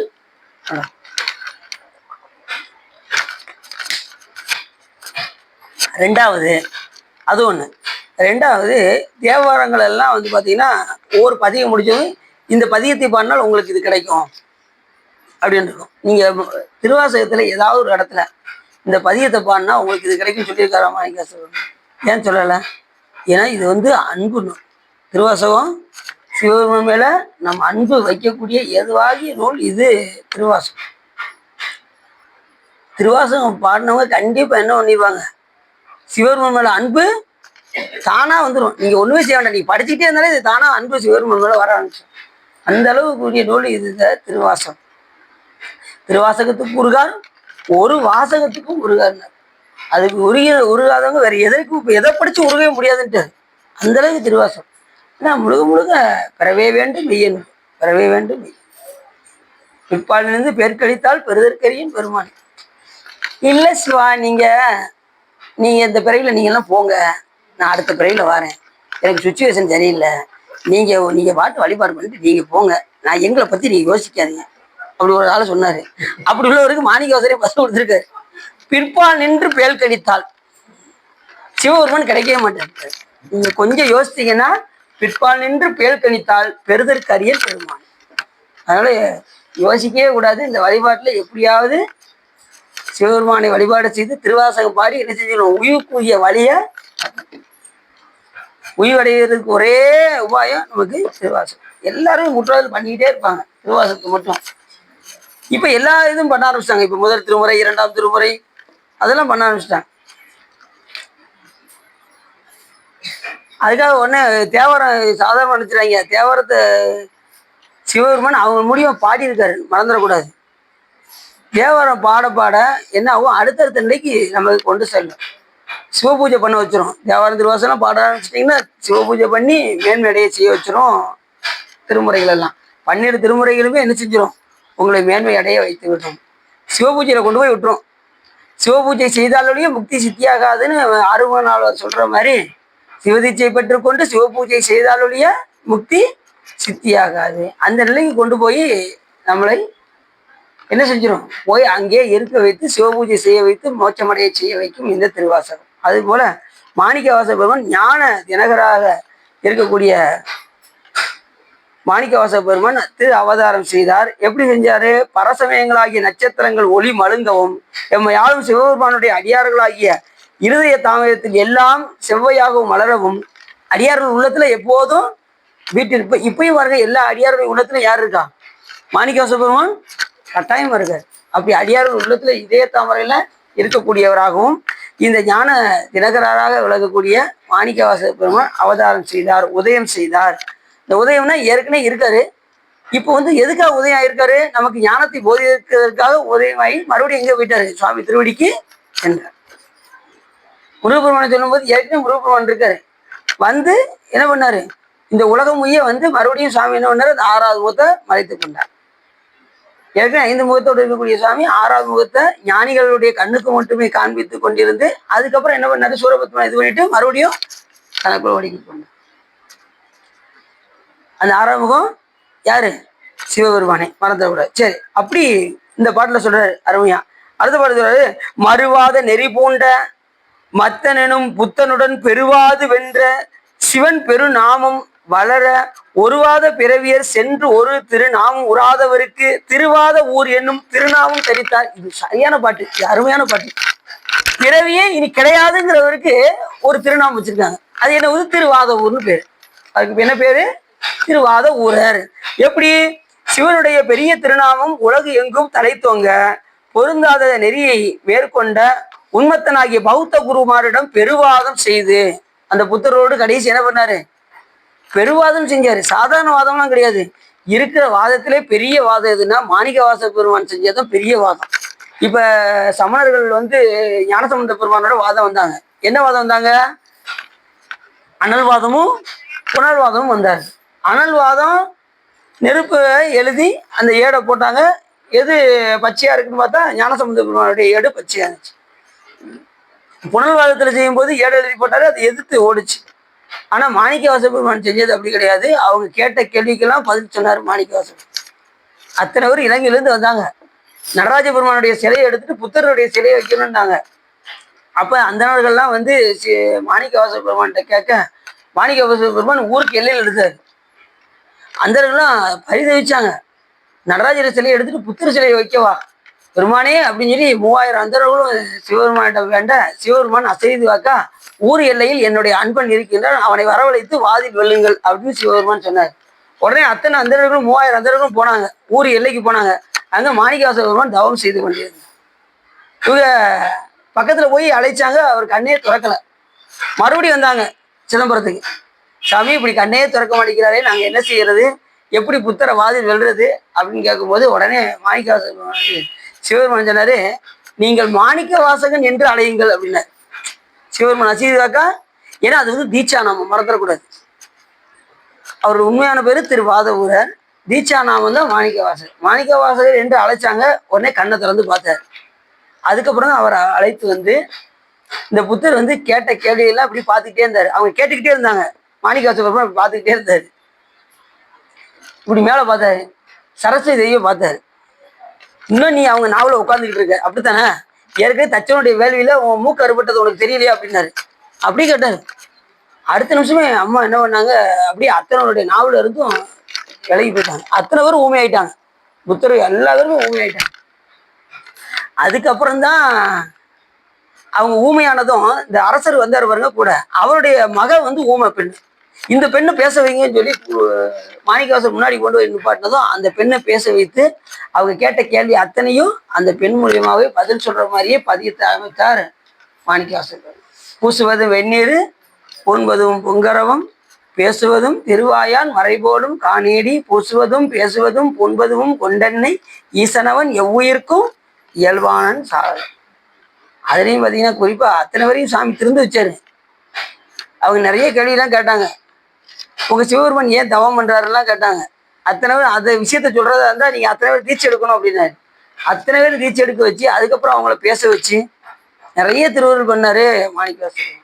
அப்பதான் உணர்ந்தார் நம்மளை எதுக்காக சிவபெருமான் சிதம்பரத்துக்கு வரவழைத்தார் என்ற செய்தியை அதுக்கப்புறம் தான் அறிஞர். அந்த பெருவாதம் செய்வதற்காக தான் மாணிக்கவாசகர் பெருமான் சிதம்பரத்துக்கு வர வைத்திருக்கின்றார் சிவபெருமான். பெரிய திருநாமம் எங்கும் தலை தொங்க. சிவபெருமானுடைய பெரிய திருநாமம் எது தெரியுமா உங்களுக்கு? இவருக்கு மாணிக்கவாசகம் சுட்டினாங்க. ஏற்கனவே அவருக்கு எல்லா நாமும் சிறப்புடையது. அந்த பெரிய நாமத்தை இவருக்கு வைத்து பொருந்தாத நெறியை மேற்கொண்ட உண்மத்தனாகிய பௌத்த குருமாதம் பெருவாதம் செய்து வென்று துன்ப விட்டு நீங்காத பிறவின்கண் புகுந்து இனி ஒரு பேரும் ஊரும் பொருந்த பெறாத அந்த மகனாருக்கு திருவாத ஊர் என்று அழைத்தார்கள். இனி அவருக்கு பிறப்பு கிடையாது மாணிக்கவாசருக்கு. அப்படி இனி பிறவாத தன்மையுடைய மாணிக்கவாசருக்கு திருவாத ஊர் என்று பெயர் வைத்தார்கள் அப்படின்னாரு. அருமையான பாட்டு இந்த பாட்டு. அவருக்கு பொருந்தவே பொருந்தாது. எது இனி பிறப்புங்கிறது அவருக்கு பொருந்தாது. அப்படி பொருந்தாதவருக்கு திருவாத ஊர் என்று அழைத்தார். தவம் எனும் பெரிய வித்துள் தங்கிய எங்கு தரித்து பவனனும் பங்க நீங்கி பயில் வரு குருத்து அந்த பயில் வரு குருத்து உண்டாகி அவமெனும் கலைகள் நீங்கி ஆக்குவோன் அருளான் உண்மை சிவனனும் விளைவு உண்டாக வளர்ந்தது தெய்வச்சாலி. இது என்ன சொல்றாருன்னா ஒரு விளைச்சலையே சொல்றாரு இந்த பாட்டுல. முதல்ல என்ன சொல்றாரு, தவம் என்று சொல்லக்கூடிய பெரிய வித்தான். விதைச்சாதானே பயிர் வரும். என்ன விதை விதைக்கிறான்னா தவம் என்கின்ற விதையை விதைக்கிறார். முதல்ல நம்ம வழிபாட்டுல என்ன வேணும்? தவம் ரொம்ப முக்கியம். தவம் என்பது என்ன? நமக்கு சரியகிரிய யோகம் ஞானம் என்பது நமக்கு தவம்.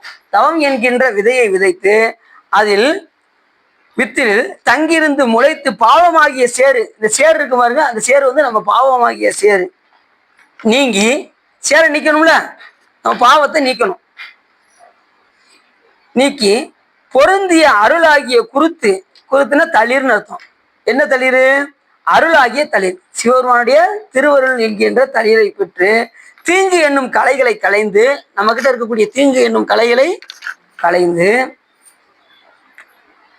உண்டாகுவோராகிய சிவபெருமானுடைய திருவருளினாலே உண்மை சிவம் என்னும் விளைவு உண்டாக அப்புத்திரராகிய தெய்வத்தன்மையுடைய நெற்பயிர் அங்கே வளர்ந்தது. இத்தனை நீக்கி சிவபெருமான் திருவருளினால இப்ப நெற்பயிர் ஒன்று எங்க வளர்ந்தது? திருவாதூர்ல வளர்ந்தது. யார் வளர்ந்து வரா? மாணிக்கவாசக பெருமான் நெற்பயிராக வளர்ந்து வருகின்றார். அதாவது ஞான வித்தாக வழங்கக்கூடிய மாணிக்கவாசக பெருமான் தீங்கையெல்லாம் கலைந்து பொய்மை கலைந்து, அப்பர் சுவாமி சொன்ன மாதிரி பொய்மையாம் மெய்மையாம் உழவை செய்து வெறுப்பு என்னும் வித்தை வித்தி பொய்மையாம் கலையை வாங்கி பொறை என்னும் நீரை பாய்ச்சி தம்மையும் நோக்கி கண்டு தகவு என்னும் வெளியிட்டு செம்மையில் நிற்பாராயில் சிவகதி விளையுமன்றே என்று சொல்கின்ற அளவுக்கு மாணிக்கவாசக பெருமான் அந்த வார்த்தை வந்தார். அப்படி ஒரு நெற்பெயர் திருவாதூரில் தோன்றியது. அதை சொல்றாரு, தேனொடு கரும்பினலும் செலும்பாகும் முக்கணியும் ஆணிருந்து பாலும் உடன் கலிகூற ஈனமிகும் பல யோனி பிறவி என்னும் பசி தீர ஞான அமுது உண்பாருக்கு நயந்தமுது நுழைவித்தார். அவர் இளமையிலே அவருக்கு என்ன செஞ்சாங்க? எல்லா விதமான அமுதம்லாம் ஊட்டினாங்க. யாருக்கு? திருவாதூராக வழங்கக்கூடிய மாணிக்கவாசக பெருமான். இழிவு மிகுந்த பல்யோனி பிறவி என்னும் பசி நீங்க பலவேறு பிறவியில அவர் பசியெல்லாம் இனிமே பிறவி வேண்டாங்கிற அந்த பசியெல்லாம் நீங்கிறதுக்கு ஞானமாகிய திருமவுதை உண்டார். இப்ப இந்த பிறவியில் என்னதை உண்டாரு? ஞானத்தை உண்டார். எப்படி ஞானசம்பந்த பெருமான் ஞானத்தை உண்டாரோ அதே போல மாணிக்கவாசக பெருமான் ஞானத்தை உணர்த்துவதற்காக, ஞானத்தை பயிலுவதற்காக இங்கே அவதாரம் செய்தார். திருவமதி உண்பவராகிய புதல்வருக்கு தேனும் கரும்பினும் உலகாகிய செழுமை பொருந்திய சர்க்கரையும் மாம்பழம் வாழைப்பழம் பலாப்பழம் என்னும் முக்கனிகளும் ஆகிய ஒருங்குடன் கலந்து மனமிக விரும்பி அமுது நுகர்வித்தார்கள். அவங்க பெற்றோர்கள் என்ன பண்ணாங்க? அமுதை நுகர்வித்தார். அவர் எதை உண்ண வந்திருக்காரு? இந்த பழத்தை உண்றதுக்கு வரல. ஞானத்தை என்ன சொல்லுவாங்க? பழம் என்று அழைப்பார்கள். அப்படி ஞானத்தை பருகுவதற்காக மாணிக்கவாசக பெருமான் வந்து அவதாரம் செய்தார். உடம்போடு கூடி நின்று உயிர் செய்யும் கர்ம வேறுபாடுகளை எல்லாம் சிவபெருமானது திருவருளாலே தூய்மையாக மனத்தினால் அறிந்து நல்வினை தீவினைகள் தொகைகளை நாள்தோறும் எழுதி அவற்றுக்கு இயந்த இன்ப துன்பங்களை அனுபவிக்கும்படி கொடுக்கும் யமனது கணக்கு ஏட்டில் தீர்தற்குரிய பாவமாகிய தீய கணக்கு திரள் எழுதப்பெறாத அப்புதல்வருக்கு அழகிய முடித்தலை செய்து வைத்தார்கள். இவர் யமனுடைய கணக்குல இவர் பேர் என்ன செய்யலையா? இல்ல அப்படின்ட்டாரு. ஏன்னா அவருக்கு பிறகு கிடையாது. யமன் கணக்குல எப்படி ஏட்டில் இருக்கும்? இருக்காது. பாவம் செஞ்சவங்களுடைய கணக்கு தான் யாரு கணக்குல இருக்கும்? யமனுடைய கணக்குல இருக்கும். இவருடைய பேரு அதுல இல்ல அப்படின்னாரு. பூமாதேவியை மிக அலங்கரித்து அரிய பொன்னையும் நவரத்னங்களையும் குவித்து தன்மையோடு ஒரு நல்ல நாளில் தவத்தொடர்ச்சியும் திருநீட்டின் தொடர்ச்சியும் தவட்ட சிவத்தொடர்ச்சியும் பெற்ற அப்புதல்வருக்கு கல்வியாகிய பெண்ணை சேர்த்தார்கள். கல்வியை இவர் எப்படி இவர் எது பள்ளிக்கூடமா அந்த வித்தியா ஆரம்பம் தான் அவருக்கு மொத்தம் 3 வகையான இது அவருக்கு. அதைத்தான் திருமணம் செஞ்சுக்கிட்டாராம். இவர் கல்யாணம் முடிக்கல. யாரு? மாணிக்கவாசக பெருமான் திருமணம் எதை அவர் கல்யாணம் முடிச்சாரு? அதை கற்கக்கூடிய இடத்த திருமணமாக விவாகம் செய்து கொண்டார். கல்வியை மணமகளாக ஏற்றுக்கொண்டார்.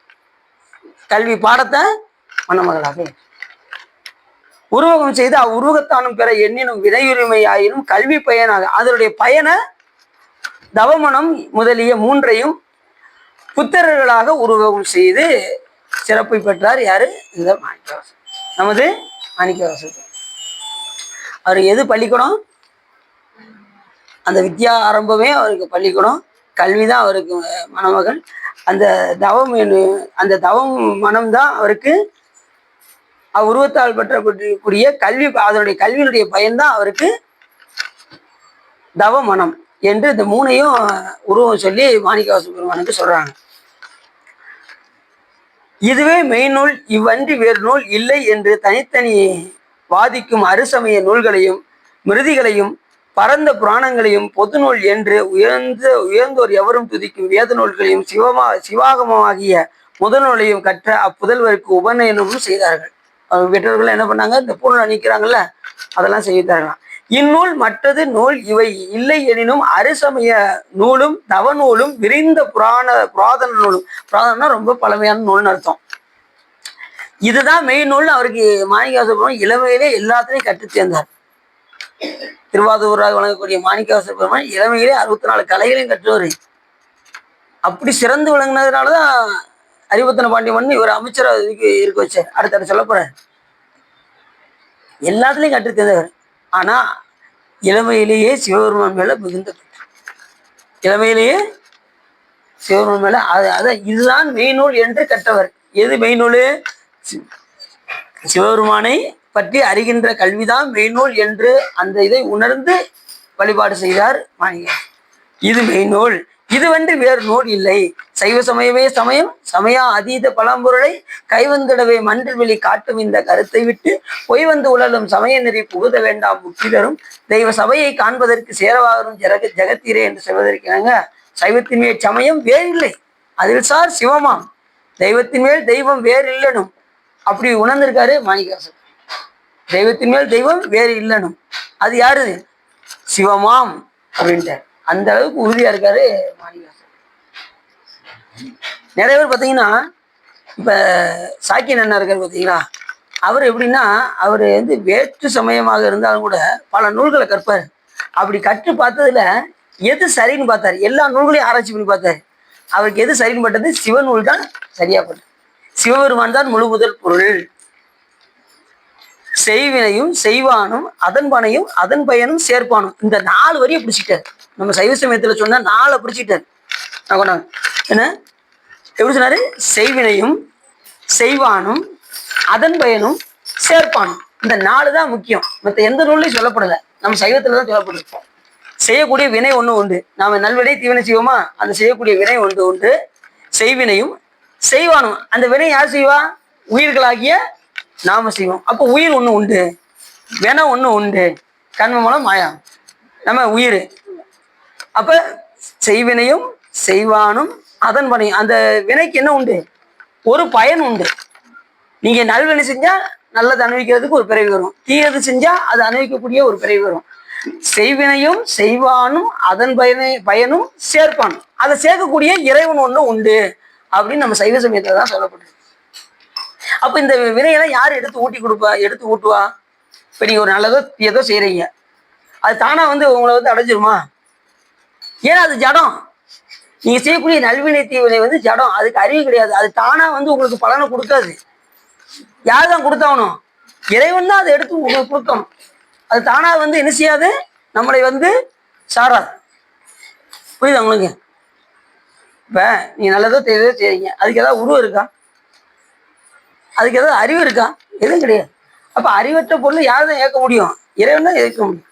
அப்படி அந்த வினைப்பெண்ணை எடுத்து ஊட்டக்கூடியவர் இறைவன் என்பதை அதாவது செய்வினையும் செய்வானும் அதன் பயனும் சேர்ப்பானும் விதித்த பொருள் சிவம் என்று கண்டு உணர்ந்தார் சாக்கியன். அப்படி பல நூல்கள் இதுதான் மெய்நூல் என்று அவர் உணர்ந்தார். அதுக்கப்புறம் என்ன பண்ணாரு? தினசரி ஒரு கல் எடுத்து சிவபெருமானுக்கு பூவாக எரிந்தார். அவங்க சமயத்துக்காரங்க பார்த்தா என்ன செய்யும்? பரவாயில்ல, சிவபெருமான கல்லை விட்டுலாம் எரியுறாரா அப்படின்னு அவங்க நினைப்பாங்க. ஆனா இவர் என்ன நினைச்சாரு? பூவாக நினைத்து கொண்டார். அப்படி ஒரு நாள் திடீர்னு சாப்பிட உட்காந்துட்டான் கல் எரியாம. அவன் மறந்துட்டானே அப்படின்னு சொல்லிட்டு மறுபடியும் எரிச்சு உடம்ப ஓடி போய் கல்லை எரிஞ்சிட்டு உன வருதுண்ணா. ஆனா அவர் கல்லை எரிஞ்சது யாருக்கு தான் தெரியும்? அதை பூவா எரிஞ்சான்னு சிவபெருமானுக்கு மட்டும்தான் தெரியும். அப்ப சாமி எதை பார்க்கல? நம்மளுடைய செயலை பார்க்கல. எதைத்தான் பார்க்காரு? நம்ம என்ன மனதோடு செய்கின்றோம் என்பதை தான் சிவபெருமான் அறிகின்றார் என்பதை மறந்துடக்கூடாது. நீங்க மற்றவங்களை பத்தி நீங்க கவலையே படாதீங்க. சிவபதினு ஒரு பல்ல கடிச்சிக்கிட்டு 5 மலை கட்டுறாரு, தெரியும் 5 மலை கட்டுறாரு, ஒண்ணுமே வேண்டாம் அப்படி நினைக்கவே வேண்டாம். நீங்க கவலையே படாதீங்க. நீங்க மனசால கட்டுங்க, சுவாமி ஏத்துக்குவாரு. நீங்க விரும்புறதுல நீ மனசுலயே தினத்துல இப்படி கண்ணை மூடிட்டு கட்டுற மாதிரி நினைங்க, உங்க சுவாமி ஏத்துக்குவாரு கண்டிப்பா. சாமிக்கு மாலை போடுற மாதிரி பாவனை பண்ணுங்க. ஆனா நீங்க பாவனை பண்றதுல தான் இருக்கு. உங்களுக்கு நீங்க எப்படி தெரியுமா இருப்பீங்க? நான் உதாரணம் சொல்றேன். இப்ப அடினே தானே அதுதான். நம்ம பாவனை பண்ணுவோம்னு நினைப்போம்.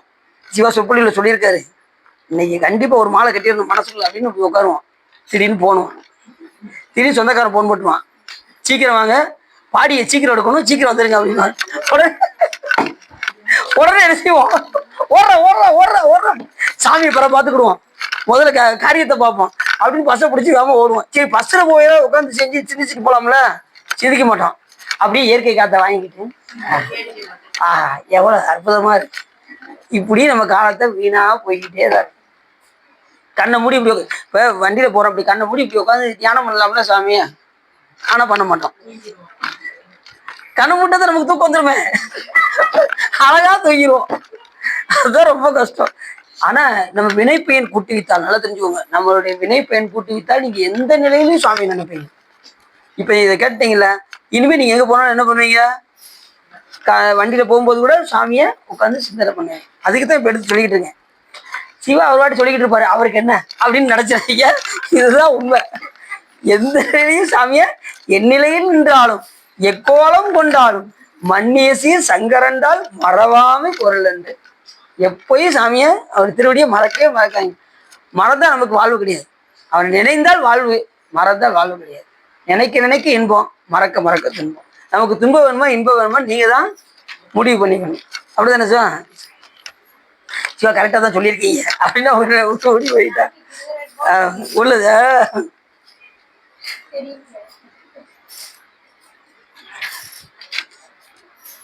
இதுதான் மெய்நூல் என்று, இதுவென்று வேறு நூல் இல்லை என்று தனித்தனி வாதிக்கும் அறுசமய நூல்களையும், அப்ப எல்லா நூலையும் கட்டிருக்காரு, அறுசமய நூல்கள் எல்லாம் படிச்சிருக்காரு. எல்லாத்தையும் படிச்சுட்டு தான் மெய்நூல் இது என்று அறிந்திருக்காரு. அதுவும் அப்படித்தான். சாக்கியனாரும் எல்லா நூலையும் கட்டுதான் கடைசி சிவபெருமான் தான் மெய்ப்பொருள் என்று கடைசி வந்தார். அது மாதிரி எல்லா நூலையும் கற்று மாணிக்கவாசக பெருமான் கடைசி சைவ சமயமே சமயம் சமயா அதீத பழம்பொருள் என்று அறுசமயம். அதுவும் நம்ம ஒரு சமயத்துல இருந்துலாம் வரல, ஏற்கனவே அறுசுவை சமயத்துல இருந்துதான் நம்ம சிவபெருமான்ட்ட வந்திருக்கோம். புறச்சமயம் என்றும் அகச்சமயமுக்கும் புகழ் மிருதி வழி உழன்றும் ஆச்சிரம் அறத்துறைகள் அவை பல அடைந்தும் அருங்கலைகள் பல கற்றும் அருந்தவங்கள் பல புரிந்தும் ஆரணங்கள் படித்தும் சிறப்புடைய புராணங்களை உணர்ந்தும் வேத சிறப்பொருளை மிகவும் தெளிந்து சென்றால் ஒருவர் சைவத்திறத்தை அடைவர். இதில் சரியாகிரியா யோகம் பெற்று ஞானத்தினால் சிவனடியை சேரும். கடைசி தான் இங்க வந்திருக்கோம். இப்போ வந்தாச்சுல சரியாகிரி யோகம் பயிலணும். முடிஞ்சதுக்கு அப்புறம் தான் ஞானம், அதுக்கப்புறம் தான் மோட்சம். சிவபெருமான்கிட்ட வந்ததுக்கே எத்தனையோ கோடி பிறவி எடுத்து நம்ம வந்திருக்கோம். 100 கோடி பிரம்மர்கள் நொந்திர எண்ணில் 6 கோடி நாராயணன் அங்கனே எண்ணில் 7 கங்கை மணல் எண்ணில் இந்திரன் இரு இணை இல்லாதவன் ஈசன் ஒருவனே. எத்தனையோ கோடி யுகங்கள்லாம் போயிடுச்சு. சென்ற முறை பார்த்தோம்ல எத்தனை யுகங்கள், எத்தனை ஒவ்வொருத்தவங்களுக்கு எத்தனை ஆண்டு, ஒரு பிரம்மாவுக்கு எத்தனை நாள், அவருக்கு 100 வயசு ஆச்சுன்னா திருமாலுக்கு ஒரு நாள், அவருக்கு 100 ஆயுசு முடிஞ்சதுக்கு அப்புறம் சிவபெருமான் சிரிக்கிற நேரம், அப்படிலாம் சென்ற முறை பார்த்தோம். இப்படி எத்தனையோ சாமி சிரிக்கிற நேரத்துல எத்தனையோ யுகங்கள் தோன்றி மறைஞ்சிருமா. நம்ம இந்த அற்பமான 100 வயசு வாழ்றவங்களையும் நம்ம படுற பாடு யோசிச்சு பாருங்க. கிருதா யுகத்துல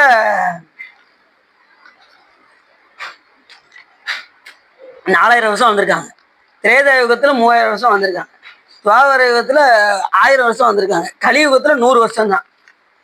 புரியுது உங்களுக்கு? இதுக்கு மேல வாழ்வு கிடையாது. அதாவது சொல்லுவாங்க நமக்கு 135 வருஷம் வரைக்கும் வாழ்வு இருக்குங்க. ரைட்டு, இருக்கணும்ல. இங்க நமக்கு தான் பஞ்சர் ஆயிருது. 50 வயசே தொட முடிய மாட்டேங்குது, 60 தொட முடிய மாட்டேங்குது. ஆளாளுக்கு சுகர். ஒரு காலத்துல என்ன கேட்டாங்கன்னா, உங்களுக்கு எத்தனை பிள்ளைங்க, எத்தனை எத்தனை குழந்தைகள் அப்படிம்பாங்க. அதுக்கப்புறம் என்ன கேட்டாங்க, குழந்தை விட்டாங்க, உங்களுக்கு எத்தனை சுத்தபத்தி இருக்கு அப்படிம்பாங்க. அது போயிடுச்சு. யாரை பார்த்தோமா உங்களுக்கு சுகர் எவ்வளவு இருக்கு? 350. அப்போ நான் தப்பிச்சேன், எனக்கு 300 தான் இருக்கு அப்படி. 350. நல்ல வேலை எனக்கு 300 தான் இருக்கு, உங்களுக்கு 350 இருக்கா அப்படி. இவர் அவரை பார்த்து கேள்வி பண்ணாருன்னு வச்சுக்கோங்களேன், அடுத்த மாசம் இவருக்கு கூடியும் இவருக்கு குறைச்சிடும் சுகர், அவருக்கு பொறாமப்பட்டு அவருக்கு கூடிடும். அப்படியே யாரையும் பொறாமப்படக்கூடாது. நம்ம வழிபாட்டுல வைக்கினாதான் அதான் சொன்னாதான் இந்த உயிருக்கு இப்படி சுகர் ஆயிடுச்சு மனே, அந்த உயிர் தத்தளிக்குதே, அதை எப்படியாவது காப்பாத்து சாமி, அது சுகர் குறையட்டும் அப்படின்னு சொல்லி நம்ம வேண்டணும் சாமி கிட்ட. சிரிக்க கூடாது. இது அவங்களுக்கு சிரிக்கக்கூடிய விஷயம் இல்லை, சிரிக்கக்கூடிய விஷயம். எல்லாருக்காகவும் நம்ம வேண்டிக்கிறோம். சாமி கிட்ட. புரியுதா சா? சாந்தி சோ புரியுதா? எனக்கு இப்பதான் சோ கொஞ்சம் புரியுது அப்படிங்கிறாங்க.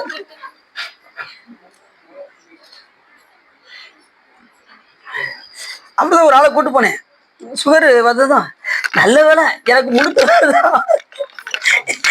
என் ஃப்ரெண்டுக்கு 370, நான் 20 குறைஞ்சிட்டேன் அப்படின்னாரு. அதான் உங்களுக்கு சொல்றேன், 20 வாட்டி இவருக்கு குறையா இருக்கான். இவர் ரொம்ப மகிழ்ச்சியா சொல்லிக்கிட்டு இருக்கு.